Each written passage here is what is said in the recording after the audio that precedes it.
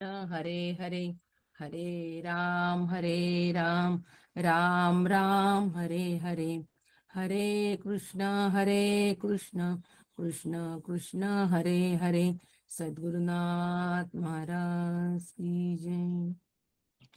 गुरुर्ब्रह्मा गुरुर्विष्णू गुरुर्देवो महेश्वरा, गुरुर् साक्षात् परब्रह्म तस्मै श्री गुरुवे नमः.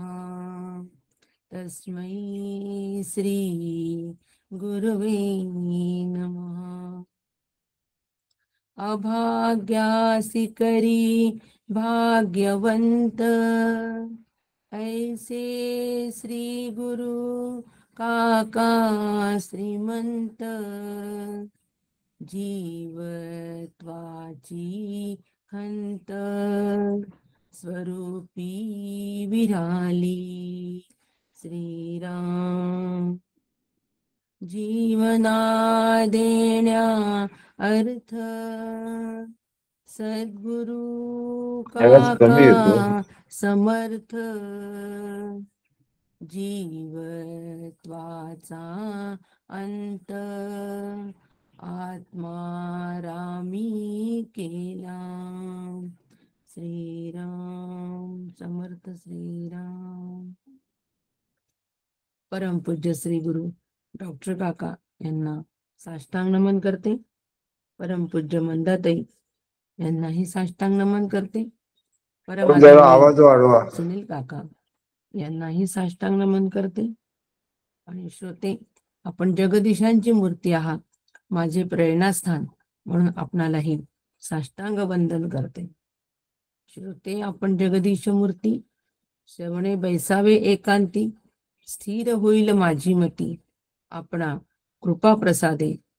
पुनश्च एकदा आपल्याला वंदन करते आणि आवाज वाढवा. चिंतनाला प्रारंभ करते. चिंतनाचा विषय, प्रभाते मनी राम चिंतित जावा. संतांच्या आज्ञेनुसार पण प्रभाते मनी रामाचं चिंतन करतोय. रामाचं चिंतन करतोय म्हणजे रामरायाचं चिंतन करतोय, म्हणजे आत्मारामाचं आवाज चिंतन वाढवता करतोय, का? म्हणजे रामाचं सगुण रूपाचे जे निर्गुण रूप आहे, स्वरूप जे आहे, त्या स्वरूपाचं चिंतन. आणि चिंतन हे स्वरूपाचंच होत असतं. सगुणाचं चिंतन जेव्हा आम्ही करतो तेव्हा त्या रूपाचं चिंतन म्हणजे स्वरूपाचं चिंतन असतं. आणि अशा चिंतनाच्या अंतर्गत कठोपनिषद, कठोपनिषदाचं चिंतन करताना काल आपण संबंध भाष्य बघितलं. संबंध भाष्य पाहिलं की 2 श्लोक, जे पहिले 2 मंत्र जे झाले, यापूर्वी 2 वर जे झाले, हे 2 वर नचिकेतांनी एक स्वतःसाठी, आवाज कमी पण आता बघा आवाजाचं. छान आहे आवाज, शैला मोठा आहे. ठीक आहे. आधी कमी होता आवाज. ठीक. बघूया आता. आता ठीक आहे काकू, ठीक आहे आवाज. 2 वर नचिकेतांनी मागितले. बरेच जणांना प्रश्न होता की दुसरा वर जो आहे तो नचिकेतांनी स्वीकारला का. परंतु त्या सगळ्या ती जी शंका मनामध्ये उपस्थित झाली आहे, त्यांना ती शंका आज नक्कीच निघून जाईल की पहिला वर हा पित्याच्या कल्याणासाठी नचिकेतांनी मागितलेला आहे, आणि दुसरा वर हा सर्वसामान्य अज्ञानी जीवांसाठी मागितलेला आहे. स्वतःसाठी अद्यापही नचिकेतांनी या ठिकाणी वर मागितलेला नाही. आणि म्हणून तिसरा वर स्वतःसाठी घेतलेला आहे, पण 2 वर मात्र एक पित्यासाठी आणि एक सर्वसामान्य अज्ञानी जीवांसाठी मागितलेला आहे. आणि तिसऱ्या वराकडे आता उपनिषदाची ही आख्यायिका समोर जाते आहे. आणि म्हणून समोर जाण्याच्या तत्पूर्वी आचार्यांनी आम्हाला संबंध भाष्य दिलेलं आहे. कारण समोर जो विषय आहे आत्मज्ञानाबद्दल, तिसरा वर मागितलेले आहे, आत्मज्ञानाबद्दल मागितलेला आहे. तर ह्या आत्मज्ञानाबद्दलचा जो वर मागण्याच्या तत्पूर्वी आम्हाला आचार्यांनी संबंध सांगितलेला आहे की काय संबंध आहे, म्हणून त्याला संबंध भाष्य असं संबोधन आहे. आणि हे आपण काही काल बऱ्याच प्रमाणामध्ये सांगितलेलं आहे की श्रुती आता आम्हाला याच्या पुढची जी आख्यायिका सांगते, तर त्यामध्ये आता अनित्य कर्म आणि कर्मफळाच्या आसक्तीमधून जो पूर्णपणे विरक्त झालेला असतो, कर्म आणि कर्मफळाची आसक्ती, असा अनासक्त वृत्तीने जो प्रपंचामध्ये असतो, तो पूर्ण विरक्त झालेला असतो, त्यालाच आत्मज्ञानाचा अधिकार, तोच आत्मज्ञान घेण्यासाठी योग्य आणि अधिकारी पुरुष आहे, आचार्य म्हणतात. आणि म्हणून या ठिकाणी या आख्यायिकेमध्ये यमराज आता नचिकेताला बरेच सारी प्रलोभन दाखवतात आहे. पुत्र पौत्रादी ऐश्वर्य सत्ता या सगळ्यांचं प्रलोभन दाखवतात आहे या नंतरच्या श्लोकांमध्ये. परंतु हे जरी असलं तरी सुद्धा हे सगळं प्रलोभन किंवा हे सगळं अनित्य आहे, हे सगळं नाशवान आहे, हे सगळं क्षणिक आहे. यत् कृतं तत् अनित्यम इति न्याये. हे सगळं अनित्य आहे, नाशवान आहे, क्षणभंगूर आहे. आणि हे आमच्या अंतःकरणामध्ये आम्हाला पटावं, ब्रह्मजिज्ञासा अंतःकरणात निर्माण व्हावी, म्हणून श्री गुरूंबरोबर आम्हाला शांती पाठ म्हणायचा आहे. यासाठी शांती पाठ आहे. सगळ्यांची शांती झाली पाहिजे म्हणून शांती पाठ आहे. आणि ह्या पाठाच्या तत्पूर्वी आम्ही पठण केलेलं आहे, पठणामधून पाठाकडे, आणि मग त्या पाठातून आम्हाला ज्ञान प्राप्ती, असा हा क्रम आमच्या अभ्यासाचा असावा. म्हणून पठण करणाऱ्या आमच्या ज्या नीलाताई, आदरणीय नीलाताई, त्यांना पण नमन करते. आणि त्यांना नमन करून आता श्री गुरूंबरोबर शांती पाठाला प्रारंभ करते. कारण की श्री गुरूंबरोबरचा जो शांती पाठ आहे, तो सगळ्याची शांती करून आम्हाला ब्रह्मज्ञान जे आहे हे अंतःकरणामध्ये हे स्थापित होणार आहे, त्याशिवाय होणार नाही. म्हणून शांती पाठाला प्रारंभ. ओम सहनावतु सहनो भुनक्तु सह वीर्यं करवावहै तेजस्विनावधीतमस्तु मा विद्विषावहै. ओम शांति शांति शांति. हरि ओम. श्री गुरुभ्यो नमः. हरि ओम. हरि ओम.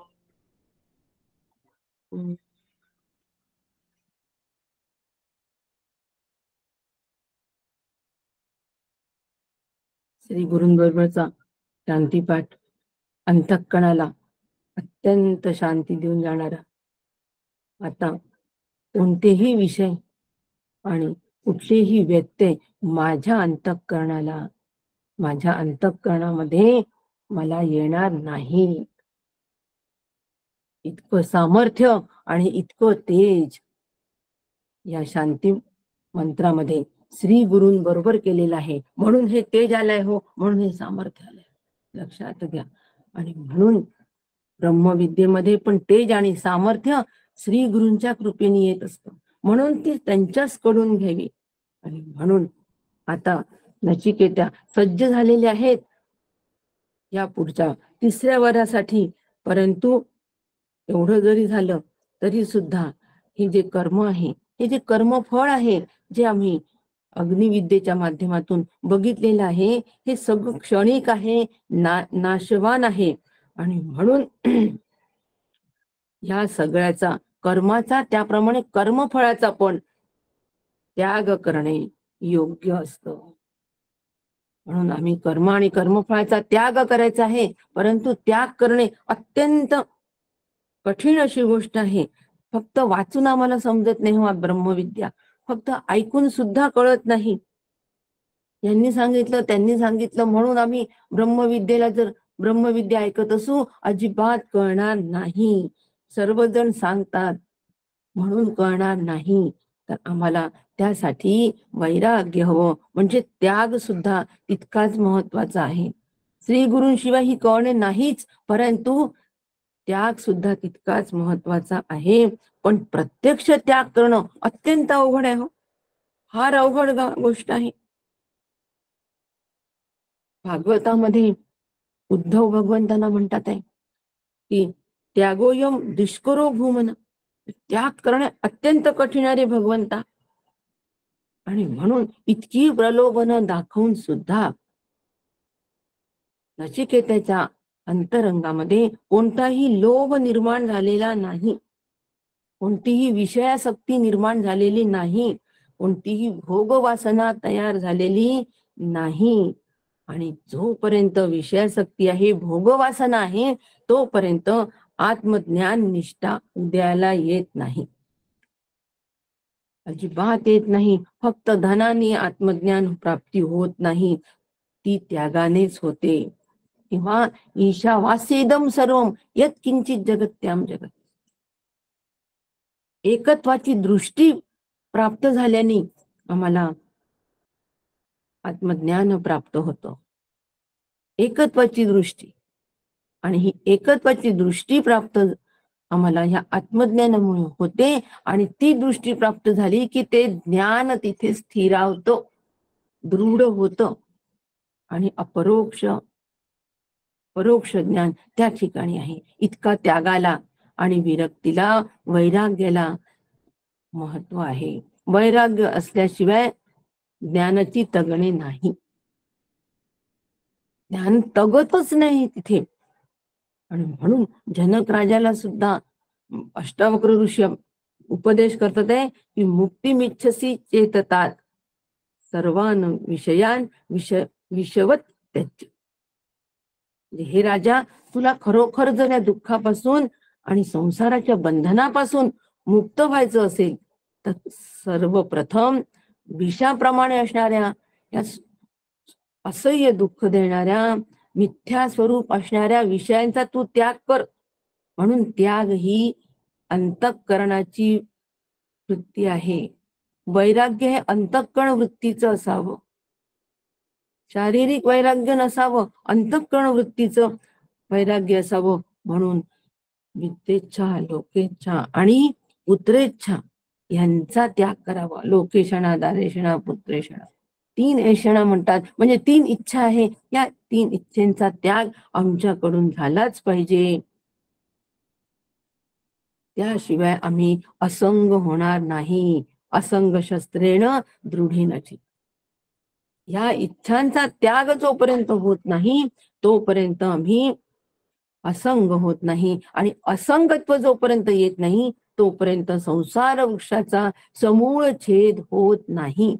म्हणून 2 वरांच्या माध्यमातून जे नचिकेतांनी अज्ञानी जडजीवांसाठी मागितलेलं आहे, तर आधी आम्ही त्या जडजीवाच्या उपाधीतून बाहेर पडावं. आम्ही जडजीव नाही, आम्ही मुमुक्षु आहो, मोक्षेच्छू आहो. मोक्ष ही आमची प्रथम गरज आहे, हे आमचं आद्य कर्तव्य आहे. या भूमिकेमध्ये आपण आहो कारण आम्ही उपनिषदांचं श्रवण करतो आहे. परंतु काही जर का कच्चे धागेदोरे आमच्या अंतःकरणात राहून गेलेले असतील, कशाचे? भोगवासनेचे, विषयासक्तीचे, तर तितके सुद्धा नसावेत, तेवढे सुद्धा ते नसावे. म्हणून या 2 वरांचा आम्ही या ठिकाणी विचार केला. तितके सुद्धा ते धागे नसावेत. म्हणून या 2 वरांचा विचार, या 2 वरांच्या माध्यमातून नेमकं मी काय पद्धतीने वाटचाल करून माझी मनोरचना तयार करावी, काय पद्धतीने विचार करावा आणि मनोरचना तयार करावी, अशा पद्धतीची दृष्टी ठेवून जर ह्या 2 वरांचा आम्ही विचार केला असेल तर मग आम्हाला 3रा वर समजण्यास आणि ब्रह्मविद्या घेण्यास आम्ही सुद्धा नचिकेत्यासारखं सिद्ध होऊ, पात्र होऊ. आणि जाऊ द्या ना, 2च तो वर आहे, काय करायचंय आम्हाला? ब्रह्मविद्येशीच फक्त, आमचा फक्त ब्रह्मविद्येशी संबंध आहे असा विचार जो करतो त्याच्या अंतरंगामध्ये भोगवासना, विषय वासना काही प्रमाणात असतेच. कारण ती पण एक इच्छाच आहे ना हो, तेवढी सुद्धा तिथे नको. निस्पृहताच हवी. निस्पृहतेशिवाय हे शक्य नाही.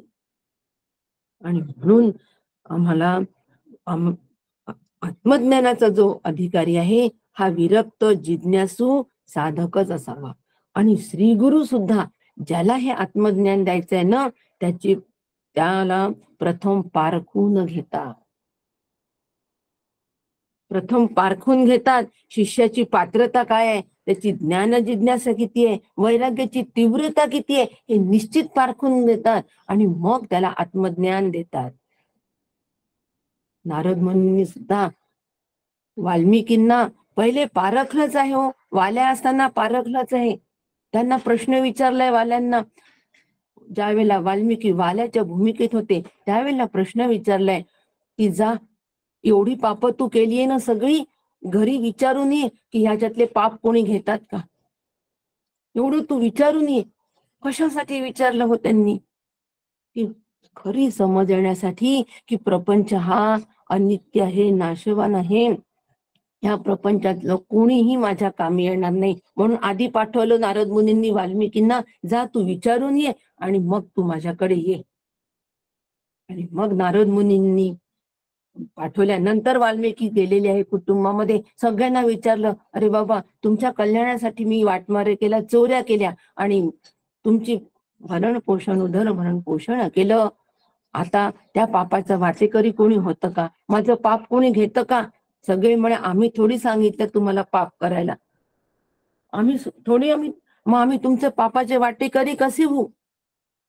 तुम्ही कमवून आलेल्या धनाचे आम्ही वाटेकरी, पापाचे नाही, तुमचे तुम्हीच. आणि तत्क्षण वाल्मिकींना म्हणजे वाल्मिकी जेव्हा वाल्याच्या भूमिकेत होते तत्क्षण कळलं की संसार हा अनित्य आहे, याच्यावर भरोसा ठेवता येणार नाही, हा माझ्या कल्याणाच्या मध्ये येणार, माझ्या बरोबर येणार नाही. तत्क्षण वैराग्य आलेलं आहे वाल्मिकींना, तत्क्षण सगळ्या गोष्टीपासून वैराग्य आलाय. एवढी चोरी वाटमारे मी केल्या पण तरी सुद्धा हे काहीही कामाचं नाही. नारदांचे पाय धरले आणि मग नारदांनी शिष्य म्हणून स्वीकार केला, तेव्हा वाल्याचा वाल्मिकी झाला. तोपर्यंत नाही. अशा पद्धतीची परीक्षा श्री गुरु घेत असतात. पण ही परीक्षा घेतात आहे हे कळत सुद्धा नाही कोणालाच कळत नाही. आणि कोणालाच ते सांगत पण नाही की मी परीक्षा घेतोय म्हणून. शिष्याला सुद्धा कळत नसतो की माझी परीक्षा घेतात आहे म्हणून माझे श्री गुरु. आणि म्हणून ह्या परीक्षेशिवाय ज्ञानाला निश्चिंतता येत नाही. पण यमराज वैराग्याची परीक्षा घेऊन, बस वैराग्याचा भाव जसा आला तसा आमचा ओसरून पण जातो. म्हणून भावनेपोटी वैराग्य जे आहे हे वैराग्य खरं वैराग्य नाही. म्हणून श्री गुरूंच्या मुखातूनच वेदांत शास्त्राचं श्रवण, संबंध भाषाच्या संदर्भात आम्हाला आचार्य सांगून राहिले आणि सर्व विषयांच्या मर्यादा, सर्व विषयांचे दोष आम्हाला समजले पाहिजे. त्याबद्दल निश्चित निर्णय झाला पाहिजे आणि ठामपणे समजले पाहिजे की मला जो शाश्वत आनंद हवाय ना, मला जो निरातिशय आनंद हवाय हा या विषयांमध्ये नाही, ह्या भोगांमध्ये नाही. अग्नीची उपासना करून स्वर्ग प्राप्ती जरी मला मिळाली तरी त्यामध्ये तो आनंद नाही. अखंड टिकाऊ असणारा आनंद, कायमस्वरूपी असणारा आनंद या स्वर्ग प्राप्तीमध्ये सुद्धा नाही. आणि म्हणून या सगळ्या भोगांपासून मनाने मी निवृत्त होणं हेच खरं वैराग्य आहे. नीट समजून घ्यावं. आम्ही वैराग्याचं सुद्धा कशालाही वैराग्य नाही म्हणावं. आणि म्हणून तीव्र वैराग्य याला म्हणतात. म्हणून या विषयांची, या भोगांची व्यर्थता, निरर्थकता दाखवून देण्यासाठी, त्यांची निंदा करण्यासाठीच सगळी प्रलोभनं या ठिकाणी दाखवलेली आहेत. सगळी प्रलोभनं दाखवलेली या ठिकाणी. आणि म्हणून आता पुढचा मंत्र ज्या वेळेला आहे तो नचिकेता यमराजांना 3रा वर मागतोय. संबंध भाष्य या ठिकाणी आचार्य येऊन थांबतात आणि आता सांगतात आहे आत्मविद्या ब्रह्मविद्येसाठी आम्हाला विषयांची मर्यादा, दोष समजले पाहिजे. जर ह्या 2 वरांच्या माध्यमातून जर आम्हाला विषयांची नश्वरता, मर्यादा आणि दोष समजले नाही तर मग आम्ही उपनिषद फक्त ऐकलं, ते श्रवण केलं नाही. ऐकायचं की श्रवण करायचं माझं मी ठरवायचं. म्हणून वक्तव्याला फार महत्व. आचार्यांनी सांगितलं, आचार्यांच्या काळी आम्ही नव्हतो, पण आचार्यांनी दिलेलं ज्ञान ते परंपरेनुसार त्याच पद्धतीने येत आहे, त्याच पद्धतीने सांगण्यात येत असेल तर ते आचार्यांनीच सांगितलेलं आहे. ही दृढ श्रद्धा जर आमची असेल तरच आम्हाला ते ज्ञान आमच्या अंतरंगात स्थिर होईल, अन्यथा होणार नाही. ते फक्त आम्ही ऐकू, आम्ही पुष्कळशा गोष्टी प्रपंचात ऐकत असतो आणि सोडून पण देत असतो. श्रवण तेच असतं की श्रवण होता क्षणीच निर्णय, तात्पर्याचा निर्णय होतो, जीव ब्रह्मैक्याचा निर्णय होतो. जे जे ऐके वेदांत श्रवण ते ते अंगी जाण आपण, बस. आणि हेच अपरोक्षाचे लक्षण, हे अपरोक्षाचं लक्षण आहे. आणि म्हणून या 2 वरांचं सुद्धा आम्ही नीट विचार करावा, पूर्ण विचार करावा. आणि श्री गुरु सुद्धा आमची परीक्षा घेतात आहे हो एक प्रकारे, की ह्या 2 वराकडे आमची पाहण्याची दृष्टी कशी आहे आणि त्या 2 वरांचा अभ्यास करून आता दृष्टी आमची बदलली की नाही, ही आमची एक प्रकारची परीक्षा आहे. श्री गुरु परीक्षा घेतात, आम्हाला कळत पण नसते. इतकं आम्ही बोथट झालं अंतःकरणाचं असतो, इतकं गुळगुळीत अंतःकरण असतं की त्या अंतःकरणावर खरं काही स्थिर राहत नाही, आत्मज्ञान सुद्धा स्थिर राहत नाही. आम्ही म्हणतो की आम्ही आत्मज्ञानासाठी आता व्याकुळ आहो, केव्हा 3रा वर सुरू होतो यासाठी व्याकुळ आहो. पण अंतर्मनामध्ये डोकावून बघितलंय का की सगळं स्वच्छ अंतःकरण झालंय का? ती जबाबदारी कोणाची? ती जबाबदारी माझी, श्री गुरूंची का? नाही. आणि म्हणून श्री गुरु आमची परीक्षा कुठे घेतात आहे, कुठे आम्हाला पारखतात आहे, हे आमच्याही लक्षात आलं पाहिजे. तेव्हाच आम्ही परीक्षेत पास होऊ. ही परीक्षा हे कळलं तर त्या परीक्षेमध्ये पास होण्यासाठी प्रयत्न करू की नाही. आणि म्हणून नचिकेता म्हणतोय की यमदेवांना म्हणतात आहे की हे देवा, म्हणून आता सध्या तरी ते यमदेवांना देवच म्हणतात आहे, देवाच म्हणतात आहे.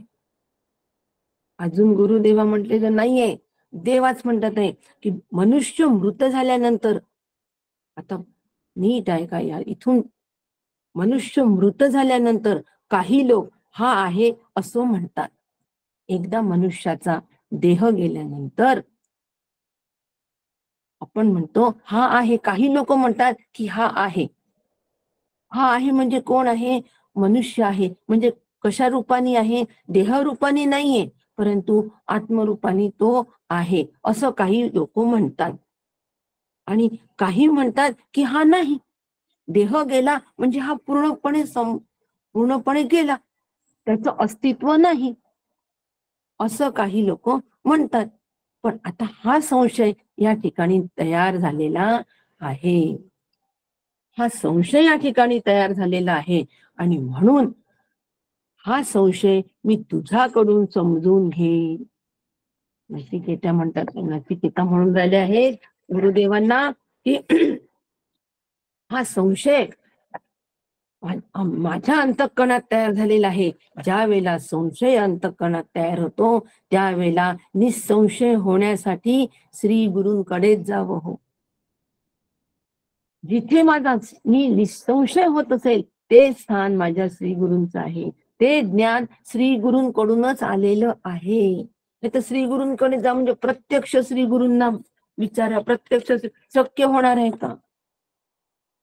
परंतु जिथून जिथून ते ज्ञान मला मिळत आहे, मी निसंशय होत आहे, ते श्री गुरूंकडून आलेलं ज्ञान आहे. ही माझी श्रद्धा असावी. आणि म्हणून मला जर मुक्त व्हायचं असेल तर ह्यासाठी श्री गुरूंकडे जाऊनच मला आत्मज्ञान घ्यावं लागेल. आणि म्हणून हा नचिकेतांना जो संशय आलाय त्या संशयाचं स्वरूप लक्षात घ्या की मनुष्य मृत झाल्यानंतर हा देह गेल्यानंतर हा आहे असं म्हणतात आणि काही जण हा नाही असं म्हणतात. म्हणजे आत्मा शरीर इंद्रिय मन बुद्धी इत्यादी पासून विलक्षण स्वरूपाचा आहे. पण जिवंत असतानाही या आत्मा ह्या शरीरामध्ये असतो, त्याचं अस्तित्व असतच आणि पुढील जन्मात सुद्धा तो नवीन शरीराशी संबंधित होतो असं आस्तिक लोक मानतात. आस्तिक लोक म्हणतात म्हणजे ज्याची अस्तित्वावर ज्याचा अस्तित्व भाव आहे ते असं मानतात की ह्या शरीरामध्ये पण आत्मा आहे आणि शरीर गेल्यानंतर सुद्धा हा आत्मा आहे. मग तो पुढच्या याच्यामध्ये परत शरीराशी संबंध होतो आणि म्हणजे शरीराशी त्याचा संबंध येतो आणि तो परत जन्म घेतो, परत दुसरा देह मिळतो. अशा पद्धतीचं हे आत्म्याचं अस्तित्व ते मानतात. आणि काही म्हणतात की अजिबातच नाही. चार्वाक सारखे जे लोक आहेत ते म्हणतात की या शरीराचा नाश झाला म्हणजे आत्म्याचा सुद्धा नाश झाला. पण नचिकेता म्हणतात आहे की असा जो आम्हाला हा जो संशय आम्हाला आलेला आहे देवा, या संशयाचं निराकरण तुम्ही करा. मनुष्य पावता मरण कोठे तयाचे प्रस्थान की नाशिवंत संपूर्ण नुरे काही. मरणाच्या वेळी जीवाला वासना धरून राहते हे सगळ्यांना माहितीये आणि ती वासना जशी असेल तशी गती मिळते हेही आपल्याला माहितीये. म्हणजे फूल आणि रंग जसं ज्याप्रमाणे यांचं एकमेकांचं अतूट नातं असतं त्याप्रमाणे जीव आणि वासना एकमेकांना धरून राहतात. सुमन आणि सुमन रंग परस्परा ते अभंग, वासना जीवाचा संग तैसाची होय. काकांच्या ओव्या आहेत. अगदी त्याप्रमाणे जीव आणि वासना एकरूप होऊन राहते आणि त्या वासनेप्रमाणे मग आम्हाला वेगवेगळ्या लोकांमध्ये स्वर्गादी लोकांमध्ये राहावं लागतं. अनंत वेळेला या जन्म मरणाच्या फेऱ्यामध्ये आम्हाला सापडावं लागतं. सगळ्यांना हे शास्त्र माहितीये की नाही, जन्म घ्यावा लागे वासनेच्या संगे. पण आमच्या मनात कधी असा प्रश्न आलेला नाही. पण नचिकेतांच्या मनामध्ये हा प्रश्न आलेला आहे की देवा हे काय असेल, आहे की नाही हे तुम्ही मला सांगा. आणि काहींच्या मते देह पडल्यानंतर तो जळून जातो, तो पूर्ण जळूनच जातो, तो कोणत्याही स्वरूपामध्ये राहणं शक्यच नाही. भस्मीभूत देहांचे पुनरागमन कैचे ऐसेची मत काहींचे पुरातन, काहींचं मत असं आहे. मग आम्हा सर्वसामान्य यांना या बाबतीत काहीच कळत नाही. आधी आम्ही सर्वसामान्यांच्या भूमिकेमध्ये येऊन बसू. ह्या मंत्राच्या निमित्ताने आम्ही सर्वसामान्यांच्या भूमिकेमध्ये येऊन जेव्हा आम्ही बसू त्यावेळेला आम्हाला हा प्रश्न कळणार आहे आणि ह्या प्रश्नाचं उत्तरही कळणार आहे आणि पुढची ब्रह्मविद्याही कळणार आहे. नावेमध्ये बसू तेव्हाच आम्ही नदी पार करू नव्हू, नावेत बसायचंच नाही आणि नुसतं काठावर उभं राहून गप्पा करायच्या की तिकडचा काठ फार छान आहे, तिकडच्या काठात फार आनंद आहे, तिकडच्या काठावर अत्यंत सुख आहे. कुठे बसून म्हणायचं? काठावर बसून म्हणायचं. अहो पण त्या काठावर प्रत्यक्ष काय आहे पाहण्यासाठी नाव आहे की त्या नावेत बसा आणि पार व्हा. एक तर नावेत बसण्याचं पुरुषार्थ करा, नाहीतर अलीकडे येन पलीकडे ने पांडुरंगा. अत्यंतिक प्रेम भक्ती काकुतीने प्रार्थना करा, इकडे येन मला घेऊन जा. एक तर प्रेमलक्षणा भक्तीने भगवंताला आपलंसं करा, नाहीतर ज्ञानाने आपलंसं करा. हे काहीच आम्ही करत नाही. आम्ही फक्त अलीकडच्या काठावर उभं राहतो आणि ओरडत राहतो. 2 मंत्र झाले कसे बसे, तिसरा मंत्र केव्हा होतो केव्हा होतो. नाही, त्या भूमिकेमध्ये आम्हाला राहावं लागेल आणि म्हणून सर्वसामान्यांच्या भूमिकेत राहू तेव्हा सुद्धा आम्हाला हा प्रश्न पडणार आहे. आणि हे विद्वानांना पण समजत नाही. मला कसं समजेल देवा? हे प्रत्यक्ष आणि अनुमान प्रमाणाने पण दर्शवल्या जात नाही. नचिकेतांचा संवाद प्रत्यक्ष आणि अनुमान प्रमाणाने पण हे दर्शवल्या जात नाही. मग हे आम्हाला कसं कळेल? हे आम्हाला श्रेष्ठांकडूनच समजते. ते प्रत्यक्षपणे न कळे, अनुमाना ते ना तळे, आप्तवाक्याचे निसरळे कळू येई. आप्तवाक्य म्हणजे श्री गुरु वाक्य, श्रेष्ठांचे वाक्य म्हणजेच आप्तवाक्य, म्हणजे श्री गुरु वाक्य, म्हणजे श्री गुरूंकडूनच ह्याचा आम्हाला आमचा हा संशय पूर्णपणे फिटणार आहे. म्हणजेच आत्मज्ञानानेच हा संशय फिटणार आहे. आणि हे ज्ञान जोपर्यंत आम्हाला होत नाही तोच खरा पुरुषार्थ, तोपर्यंत पुरुषार्थ प्राप्त होत नाही. कोणतं ज्ञान? जोपर्यंत आत्मज्ञान प्राप्त होत नाही तोपर्यंत. आत्मा आहे की आत्मा नसतो, नाही, देहाबरोबर आत्माही गेला, याचं निसंशय ज्ञान जोपर्यंत होत नाही तोपर्यंत काहीही प्राप्त होत नाही. आणि म्हणून या ठिकाणी आता नचिकेता यमदेवांना देवा न म्हणता गुरुदेवा म्हणतात. म्हणून माझा शिष्य म्हणून आपण स्वीकार करा. हे ज्ञान जोवरी नाही पुरुषार्थ नसे काही, माते शिष्य भावे पाही हे यमदेव.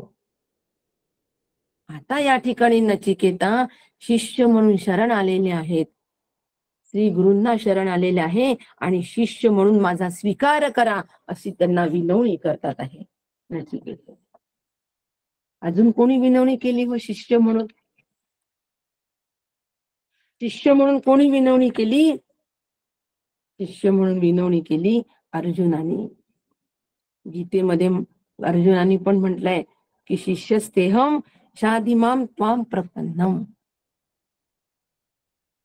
भगवान आता मात्र माझ्याकडून हे काही पाहणं होत नाही, सहन होत नाही, मला हे कळत नाहीये. आता शिष्य म्हणून तू माझा स्वीकार कर आणि मला सांग काय खरं आहे ते मला सांग, यथार्थ ज्ञान तू मला सांग. पण केव्हा मग भगवंतांनी मग दुसरा अध्याय 11व्या श्लोकापासून भगवंतांनी ज्ञान द्यायला सुरुवात केलेली आहे. आणि या ठिकाणी यमदेवांनी सुद्धा प्रलोभन दाखवून काही श्लोक प्रलोभनाची दिली आहे आणि मग आत्मज्ञान द्यायला सुरुवात केलेली आहे. म्हणजे शरणागतीशिवाय तरणोपाय नाही. निश्चित कल्याण कशामध्ये आहे ते मला सांगा, मी तुमचा शिष्य आहे. नारदांनी सुद्धा आपल्या गुरूंना हा प्रश्न विचारला होता, तर नारदांना सुद्धा त्यांच्या श्रीगुरूंनी सांगितलं की आत्मविद शोकम तरती, म्हणजे आत्मस्वरूपाला विशेषत्वाने जो जाणतो तोच ह्या सगळ्या शोकसागरातून तरून जातो, त्याचमध्ये निश्चित कल्याण आहे. म्हणून आत्मज्ञानासाठी गुरूंकडे गुरूंकडे जाण्याचे आदेश आहे. आत्मज्ञान आम्ही आमच्या मनाने कधी घेण्याचा प्रयत्न करू नये. आम्ही उपनिषद जरी ऐकत असू तरी सुद्धा श्री गुरु आम्ही कृपांकित असू तर रघुनाथ कृपांकित असा समर्थांनी शब्द वापरलेला आहे दासबोधामध्ये. म्हणजे रघुनाथाच्या कृपेचा अंकित, अंकित म्हणजे दास. आम्ही श्री गुरूंच्या कृपेचा दास असू तरच आम्हाला आत्मज्ञान त्या ठिकाणी रुजणार आहे. विद्वान साधकाने सुद्धा स्वतंत्रपणे ब्रह्मस्वरूपाचा विचार करू नये. पंडिते नापी स्वातंत्र्येन ब्रह्मान्वेषण न कुर्यात, सर्व सांगितले, आज्ञाच आहे. म्हणून यमदेवांना शरण आलेले आहेत नचिकेता. स्वकल्याणार्थ आत्मज्ञानाची प्रार्थना केली आहे. श्री गुरूंना शरण. वाल्मिकी ओळीवाल्या श्री गुरूंना शरण आलेला आहे. यथार्थ ज्या वेळेला मिथ्यत्व कळलेलं आहे त्यावेळेला यथार्थ शरण आलेले आहे. आम्ही आमच्या श्री गुरूंना शरण आलो का? सगळ्यात महत्वाचा प्रश्न. कशासाठी श्रवण? मी कोणत्या भूमिकेमध्ये आहे?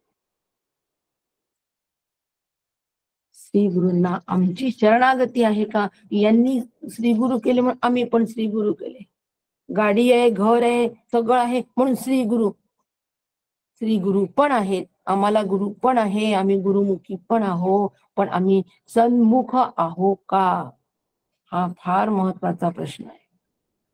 ज्यांनी त्यांनी आपल्याला स्वतःला विचारावा की मी श्री गुरूंना खरंच शरण आलेला आहो का? खरंच त्रिविध तापे मी पोहलो आहे का? सगळं सुरू असतं आमचं. विषय भोग वासना पण छान चालू असतात, प्रपंचही चांगला चालू असतो. फावल्या वेळामध्ये श्रवण आणि श्री गुरूंची आठवण. श्री गुरुच माझ्या प्रेमाचा विषय आहे का याचा विचार करावा. प्रेमाचा विषय फक्त श्री गुरु असावा. निरातिशय प्रेम फक्त श्री गुरूंवर असावं. आणि श्री गुरूंना शरण येणं अत्यंत महत्वाचे आहे. केव्हा आमची शरणागती होईल? जाणूनी विषयांचे नश्वरपण. ज्यावेळी ह्या विषयांचं नश्वरता आमच्या लक्षात येईल हे आम्ही जाणूनी विषयांचे नश्वरपण. पावावया लागी ब्रह्मपूर्ण. विषयांचं नश्वरपण जेव्हा आम्ही जाणू आणि पूर्ण ब्रह्म होण्यासाठी, परब्रह्म स्वरूप होण्यासाठी पावावया लागी ब्रह्मपूर्ण सद्गुरुसी अनन्य शरण. दोन गोष्टी फार महत्वाच्या आहे. विषयांचं नश्वर पण जाणलेलं आहे आणि नश्वर पण जाणल्यानंतर आता मात्र मला पूर्ण ब्रह्मस्वरूपाला कोण घेऊन जाईल? या दोन्ही कारणांमुळे या दोन गोष्टींचा जोपर्यंत अंतःकरणामध्ये उदय होत नाही ना तोपर्यंत सद्गुरुशी अनन्य शरण रिघावे संपूर्ण श्रद्धायुक्त. तोपर्यंत शरणागती नाही आणि श्रद्धायुक्त अंतःकरणाने, कारण माझे श्री गुरुच मला यातून पार पाडणार नेणार आहेत. या भवसागरातून पार पाडणारे श्री गुरु आहेत. अशा पद्धतीने जोपर्यंत आम्ही विचार करणार नाही तोपर्यंत अनन्य शरणागती नाही. म्हणून प्रत्येकाने अंतरंगात स्वतःला प्रश्न विचारावा. टीचर वर्गात नसतात म्हणून एक जण वर्गात उभं करतात आणि म्हणतात की सगळी मिळून अभ्यास करा. आणि त्यावेळेला मात्र टीचर नाही अशी संधी पाहायची आणि माझा अभ्यास खरंच सुरू आहे का याचा विचार करायचा. खरंच मी अभ्यास करतो आहे का? अशा आम्हाला संधी मिळत असतात. त्या संधीचा फायदा घेऊन घ्यायचा असतो. आणि टीचर आल्यानंतर मग आम्ही दाखवतात सगळी मुलं, टीचर पहा आम्ही अभ्यास केला, आमचा चेक करा, बघा आम्ही सगळ्यांनी मिळून, तुम्ही नसताना हा अभ्यास केला हो. आणि मग टीचर खुश होतात की बाळांनो, जे मी तुम्हाला शिकवलंय ना ते नक्की तुला नीट समजलेलं आहे, नक्की समजलेलं आहे. पण त्यापूर्वी मला माझा अभ्यास एकांतात करावा लागेल की नाही हो? आणि म्हणून हा अभ्यास करायचा. कोणता अभ्यास करायचा? की मी खरंच श्री गुरूंना शरण आहे का? शरण आलेलो आहे का? जाणूनही विषयाचे नश्वरपण, विषयांचं नश्वरपण मी जाणलं आहे का? ह्या सगळ्याचं आत्मपरीक्षण जोपर्यंत मी करत नाही तोपर्यंत नचिकेताची जी मनोरचना तयार होती त्या मनोरचनेशी आमची मनोरचना आम्हाला तयार करावी लागेल, त्यावेळेला पुढची ब्रह्मविद्या कळेल, तोपर्यंत नाही. आणि म्हणून या ठिकाणी मला आचार्य सांगत आहे की मृत्यूनंतर आत्मा आहे की नाही हा प्रश्न जर आम्हाला सोडवायचा असेल तर त्यासाठी ह्या संशयाचा छेद आत्मज्ञान प्राप्तीनेच होणार आहे. आत्मज्ञान प्राप्तीने होणार आहे.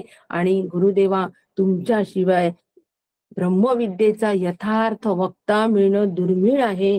तुम्हीच मला हे गूढ रहस्य उलगडून दाखवू शकता. अशा पद्धतीचा या ठिकाणी आम्हाला सांगितलेलं आहे. मग या ठिकाणी आचार्य फार सुंदर सांगतात. आचार्यांचं फार सुंदर असं भाष्य आहे हो, खूप सुंदर शब्द आहे. आचार्य म्हणतात एतद विज्ञानाधीन परहा पुरुषार्थ. एतद विज्ञानाधीन परह पुरुषार्थ म्हणजे काय? मोक्ष हा पुरुषार्थ विज्ञानाधीन आहे. नीट ऐका. फार सुंदर विचार आचार्यांनी या ठिकाणी आम्हाला दिलेला आहे की पुरुषार्थ आत्म्याचं ज्ञान जे आहे हे विशेष ज्ञानानेच आम्हाला आत्मज्ञान करून घ्यायचं आहे. मोक्ष विज्ञानाधीन आहे म्हणजे विशेष ज्ञानानेच आम्हाला मोक्ष मिळणार आहे. आता विशेष ज्ञान म्हणजे काय? आला की नाही प्रश्न? विशेष ज्ञान म्हणजे काय? सगळं नचिकेतांची भूमिका आमच्या पूर्ण लक्षात आली आहे की आम्ही त्यासाठी आलेलो आहोत. ते रहस्य तुम्ही मला उलगडून दाखवू शकता. आता हे रहस्य श्री गुरु कसे उलगडून दाखवतात? आचार्यांनी एकाच वाक्यांमध्ये सांगितलेले आहे, पण ते आता आम्ही समजून घ्यायचे की विशेष ज्ञानाने आम्हाला हे रहस्य समजून देतात श्री गुरु. आता विशेष ज्ञान हा शब्द का मग इथे वापरला हो? आचार्यांनी विज्ञानाधीन असं का म्हटलं? हे महत्वाचं आहे की नाही हे वाक्य? मोक्ष हा पुरुषार्थ विज्ञानाधीन असं का म्हटलं? विशेष आहे असं का? विशेष ज्ञान आहे म्हणजे काय? त्याचं कारण असं आहे की आत्मा हे सामान्य ज्ञान आहे, ब्रह्म आहे, आत्मा आहे हे सामान्य ज्ञान आहे. आता हे जे सामान्य ज्ञान आहे हे सामान्य ज्ञान आम्हाला एकदम आकलन होणार नाही. आत्मा हा सामान्य आहे. आता मला एक सांगा, सामान्य गोष्टीकडे कोणाचं तरी लक्ष असतं का? व्यवहारामध्ये हे आत्मा सामान्य आहे, मला आत्म्याचं महात्म्य कमी करायचं नाहीये. मी उदाहरण फक्त आपल्याला सांगते की ज्यावेळेला आम्ही व्यवहारामध्ये सामान्य माणसांकडे आमचं लक्ष असतो की विशेष माणसांकडे लक्ष असतो? सामान्य साधकांकडे लक्ष असतो की विशेष साधकांकडे लक्ष असतो? जे साधक प्रकर्षाने समोर असतात, ज्ञान देत असतात, कार्य करत असतात, त्यांच्याकडे आमचं मन आकृष्ट होतं की सामान्यकडे होतो? जीवाचा स्वभाव आहे की जीव हा केव्हाही विशेषत्वाकडे ओढल्या जातो. विशेषत्वामध्ये राहणं हा जीवाचा मूळ स्वभाव आहे. आणि म्हणून जीवाचा जो विशेषत्वाकडे जाण्याचा स्वभाव आहे, त्याला विशेषत्व कळतो, हे लक्षात घेऊन शास्त्रांनी, श्री गुरूंनी आम्हाला आत्मा हे सामान्य ज्ञान जे आहे, या सामान्य ज्ञानावरून आधी आम्हाला विशेष ज्ञानाकडे आणलेलं आहे. आत्मज्ञान आम्हाला आधी ते विशेषत्वानी सांगतात, विशेषत्वानी त्याची जाणीव करून देतात, आणि मग ती जाणीव करून देऊन त्या जाणीवेमध्ये राहिल्यानंतर आम्ही जाणीव नेणीव भगवंती नाही, जाणीव नेणीवेच्या पलीकडे जावं लागतं, मग आम्ही सामान्यावर येतो. कठीण होईल ही मांडणी, आधी कठीण ऐकून घ्या, मग एक दृष्टांत सांगणार आणि त्या दृष्टांताच्या माध्यमातून संपूर्ण मांडणी स्पष्ट करणार. आधी ही मांडणी लक्षात घ्या. थोडस कठीण तर घ्यावंच लागेल, ब्रह्मविद्येकडे चाललोय, अगदीच सोपं सोपं कसं होईल हो. तरी पण आत्मा सामान्य आहे. आता सामान्य ज्ञान आणि विशेष ज्ञान हे आधी आम्हाला समजून घ्यावं लागेल. हे जोपर्यंत समजून घेणार नाही तोपर्यंत मोक्ष हा पुरुषार्थ विज्ञानाधीन आहे, हे आम्हाला आचार्यांचं भाष्य कळणार नाही. आणि श्री गुरु आम्हाला विशेष ज्ञान देत असतात आणि सामान्य ज्ञानाला प्राप्त त्यांच्या कृपेने आम्ही होत असतो. लिहून घ्या, हे वाक्य लिहून घ्या, काही बिघडत नाही. एकदम नाही कळणार, खूप बुद्धीवर भरोसा ठेवू नका. अतिशय दगाबाज अशी बुद्धी आहे ही, फार दगाबाज आहे. धचा मा केव्हा करते आणि त्या धच्या मावर केव्हा विश्वास ठेवते, मलाच माझं कळत नाही. म्हणून सामान्यत्वाकडून विशेषत्वाकडे वाटचाल, याला साधना असो म्हणतात. आणि हे साधन श्री गुरु आम्हाला देत असतात. जे स्वरूप लक्षेना लक्षी, स्वरूप कसं आहे, अलक्ष आहे, ते लक्ष कधीच होऊ शकत नाही. ते विशद करूनही देवचने. कोण विशद करतात? श्री गुरु विशद करतात. तेची अनुग्रह करूनी अनुभवा आणि तात्काळ. अनुग्रहाच्या वेळा तेच विशद करतात. काय विशद करतात? अलक्ष असलेलं स्वरूप लक्ष करून देतात. सामान्य असलेला आत्मस्वरूप विशेष करून देतात, विशेष ज्ञान म्हणून देतात अनुग्रहाच्या काली आणि अनुभवा आणि तात्काळ.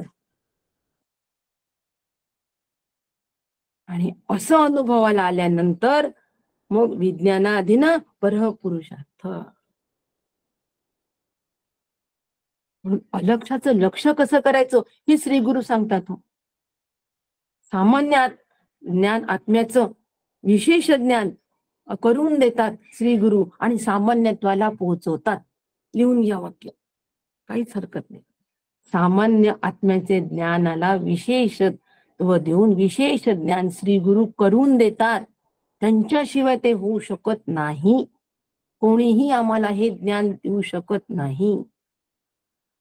सामान्य माणसामधलं असामान्यत्व काय आहे, हे असामान्यत्व असणाराच माणूस आम्हाला सांगतो की नाही, अहो तुम्हाला तो अत्यंत साधे वाटत आहे, पण तो असामान्य आहे. विठोबाने सांगितलंय नामदेवांना, नामा अरे जा कोणाकडे, त्या विसोबांकडे जा. विठोबाने सांगितलेलं आहे. आणि त्या विसोबा मधलं असामान्यत्व बघ. हे कोणते गुरु म्हणून मला पाठवलं विठोबा तुम्हाला, हे तर पिंडीवर पाठवतात आहे. त्यांना तर देव म्हणजे कळत नाही. नाही कळलं नामदेवांना असामान्यत्व त्यांच्यामधलं. असामान्यत्व कोणी कळवून दिलं? ते असामान्यत्व गुरूंनी कळवून दिलं आणि मग हा सामान्यच आहे, सर्वत्र भगवंतच आहे.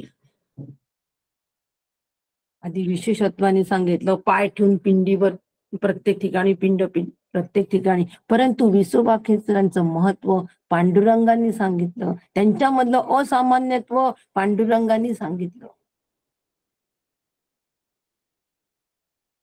आणि म्हणून आत्मा सामान्य आहे, त्या सामान्य ज्ञान आम्हाला श्री गुरु विशेष ज्ञान करून देतात आणि मग सामान्यत्वाला नेऊन पोहोचवतात.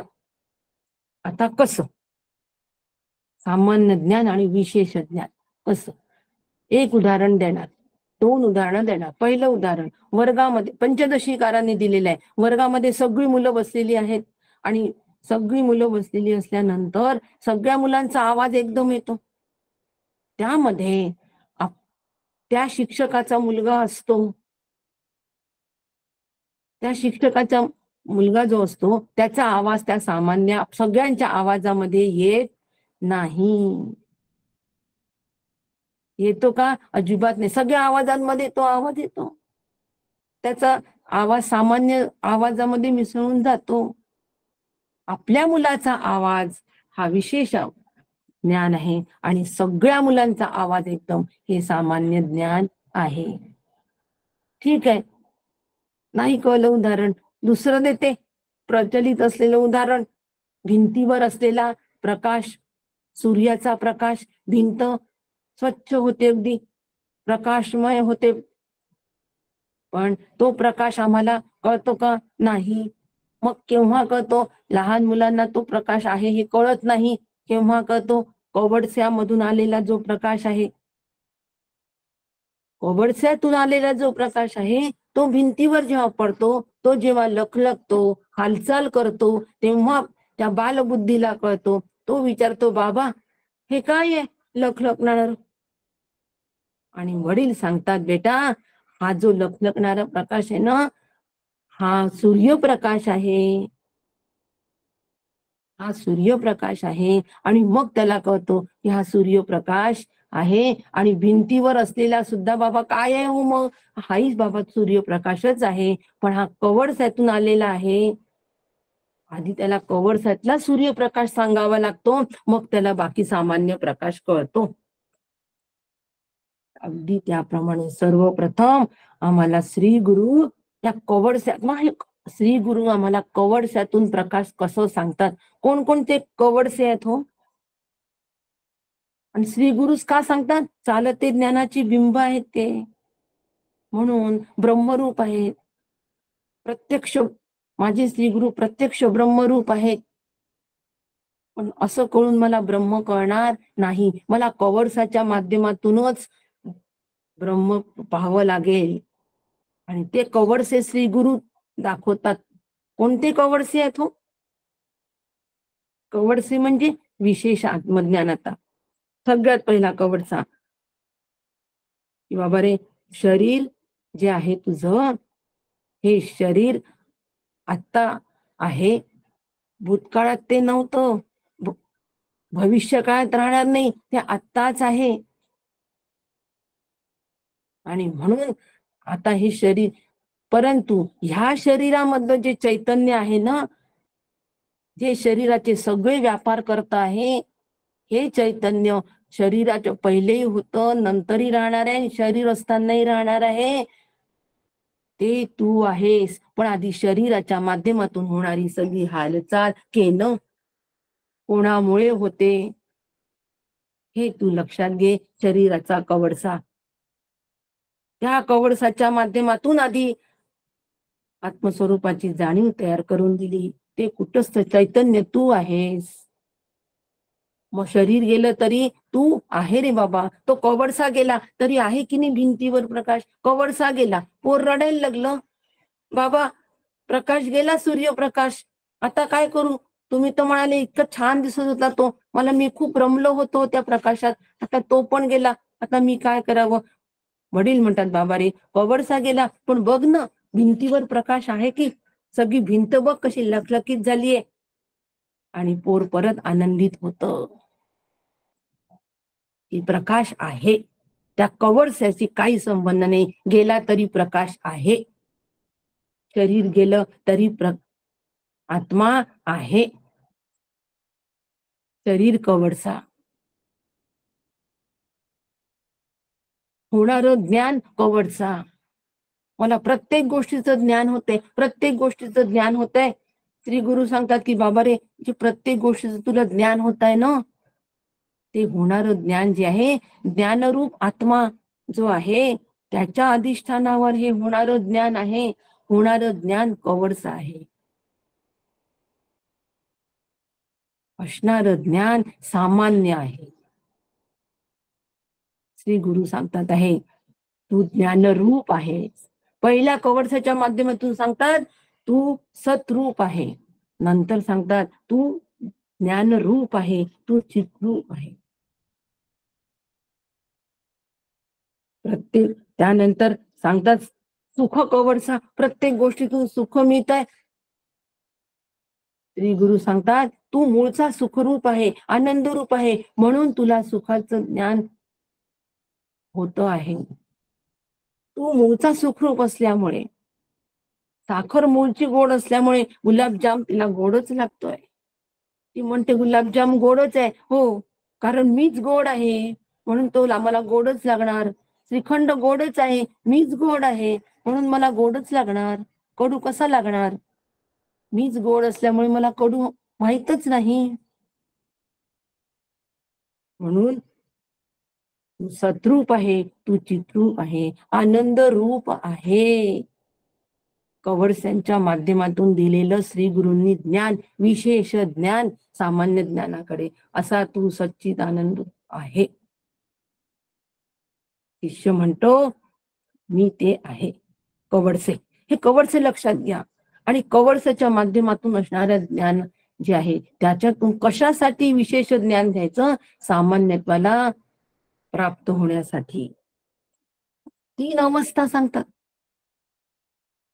बाल, वृद्ध, तरुण. जो बालपणी मी, तरुणपणात मी, वृद्धापकाळात मी. आजोबांचं उदाहरण आपण घेतो. शाळेमध्ये जाणारा बाल मी, त्या शाळेत नातवाला घेऊन जातो, पण मी तोच आहे. मी बदललो असं वाटतं का? शरीर बदललं, आम्ही म्हणतो आता हत्ती गेलं शेपूट राहिलं, पण मी बदललो असं म्हणतो का? मी तोच आहे असं सगळ्यांना आतमध्ये ज्ञान, जाणीव असते की नाही? प्रत्यभिज्ञा ज्ञान. श्री गुरु आम्हाला 3 अवस्था ह्या कवडसाच्या माध्यमातून सांगतात आहे की नाही? तो कवडसा गेला तरी सामान्य ज्ञान आहे. मी आहे ही जाणीव सामान्य ज्ञान. 3 अवस्था, जागृती, स्वप्न, सुषुप्ती. त्यामध्ये सुद्धा जागृतीतले व्यवहार, स्वप्नामध्ये मला ज्ञान होतं, सुषुप्तीमध्ये पण मी गाढ झोपलो होतो, हे ज्ञान होतं. कशाच्या माध्यमातून, कोणामुळे होतं? हे कवडसे आहेत सगळे. याची जाणीव आम्हाला कोण करून देत आहे? श्री गुरु करून देतात आहे. हो, म्हणून भिंतीवरचा सामान्य प्रकाश आणि कवडसा हे विशेष ज्ञान. सोहम सोहम, 6 अहम, 6 अहम, ते मी आहे, ते मी आहे, विशेष ज्ञान. म्हणून सोहम हा जप नाही, सोहम अनुभव नाही, ही एक वैचारिक प्रक्रिया आहे, साधन आहे. विशेष ज्ञान हे विशेष ज्ञान आहे. विशेष ज्ञान साधन असतं कशासाठी? सामान्य ज्ञान या अनुभव रूपतेसाठी. आणि असं आम्हाला विशेष ज्ञान श्री गुरु देतात. एक ज्ञान, एक अज्ञान, एक जाणावे विपरीत ज्ञान. एक ज्ञान आहे, एक अज्ञान आहे, तिसरं विपरीत ज्ञान आहे. आणि ही त्रिपुटी होय क्षीण, ही त्रिपुटी क्षीण होते. ज्ञान, अज्ञान, विपरीत ज्ञान, ही त्रिपुटी क्षीण होते. 3 अवस्थांचा साक्षी मी आहे असं म्हटलं की त्रिपुटी क्षीण झाली की नाही?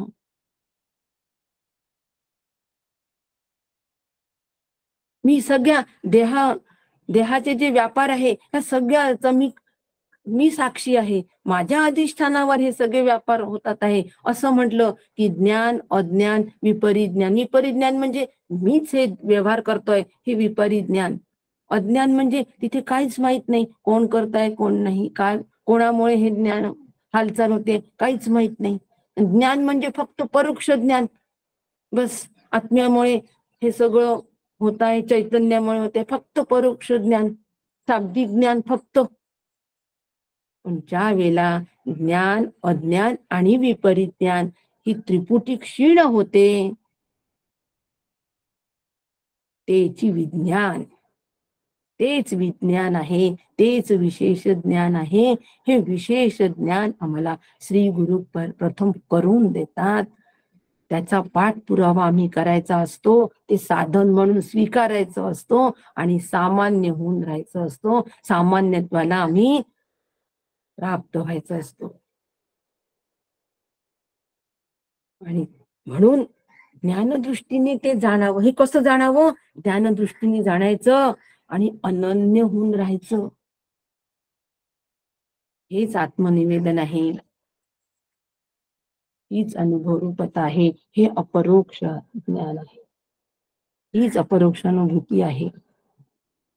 आणि अशी अपरोक्ष अनुभूती फक्त श्री गुरूंमुळेच अनुभवाला येते. सामान्य ज्ञानाचा अनुभव रूपता फक्त श्री गुरूंनी विशेष ज्ञानाच्या माध्यमातून आम्हाला ती अनुभवायची असते. म्हणून भाष्यकार इथे सुंदर शब्द वापरतात, एतत् विज्ञानाधीन पर पुरुषार्थ. मोक्ष हा पुरुषार्थ विज्ञानाधीन आहे.